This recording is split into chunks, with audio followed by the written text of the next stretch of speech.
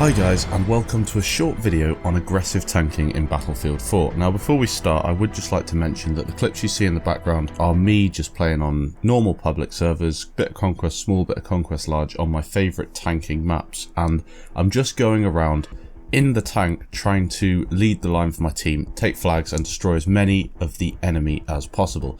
When you're being aggressive in a tank, it's always good to remember that there's no point in just going in blind and flat out into the middle of a flag surrounded by enemies expecting to take them all down because you're in a tank. That's not the way it works unless you're playing against complete idiots. If you're playing against a support player or recon with C4 or an engineer with some sort of aim with their RPG, you're probably going to find yourself getting immobilized and killed fairly quickly, or even worse, jumping out of your tank and them actually stealing it.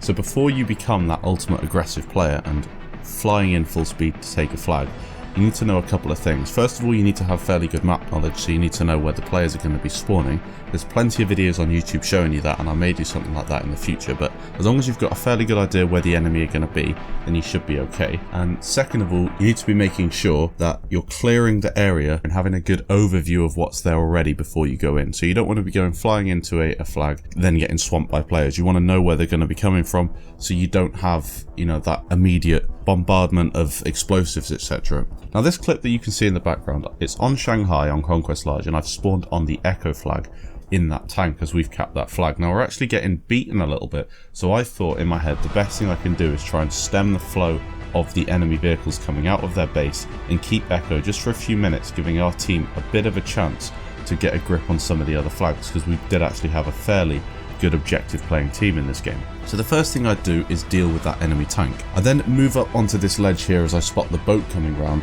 and do my best to hit as many shots as I can, getting a lucky hit on one of the gunners on the back, taking his head clean off with the AP shell, which is always nice. Then I sit here, take very little damage from the boat as I'm using that post just to push behind, making sure he doesn't really have an angle on me, and then looking back towards their base, because I know as we have this flag, they're not going to be spawning here, they're going to be spawning over by their base. We also have Delta flag just behind me, so it is going to be fairly difficult for them to get the other side on the right hand side of me. That's not to say I won't get shot from that side, but my main attention's on this side. I also spot a low flying helicopter, not something you really see too much of on Shanghai because it's not a smart thing to do.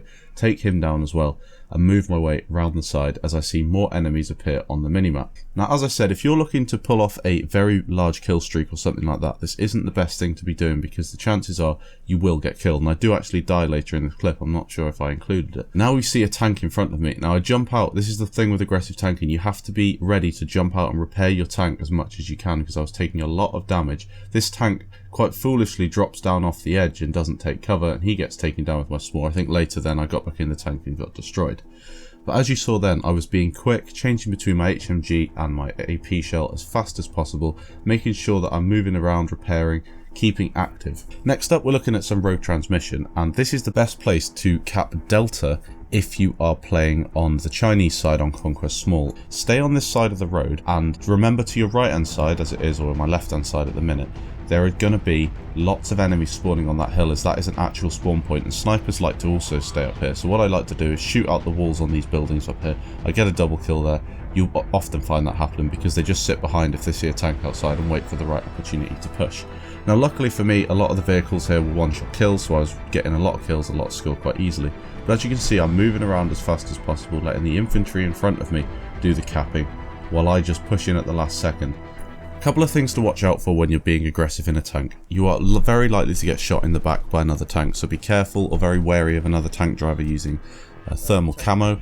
You've also got to be careful with people with RPGs, etc., more so than if you're being slightly more conservative in a tank. It's also very useful to make sure that you save your APS for the perfect moment, because it takes, I think it's around 20 or 30 seconds to reload your APS. If you're in an aggressive situation, tight with buildings all around you, you're not going to be able to reload that APS in time, so you're going to find yourself, say 3 RPG shots are coming in, you're going to be dead. If you got your APS and it does work, which is a bit dubious on Battlefield, sometimes it doesn't work, stick it on, you save yourself, and you can get out of there if needs be. Also know when to retreat. Just because you're being aggressive doesn't mean you actually have to stay on the flag. You're going to do your best for your team if you can try and stay alive just that little bit longer.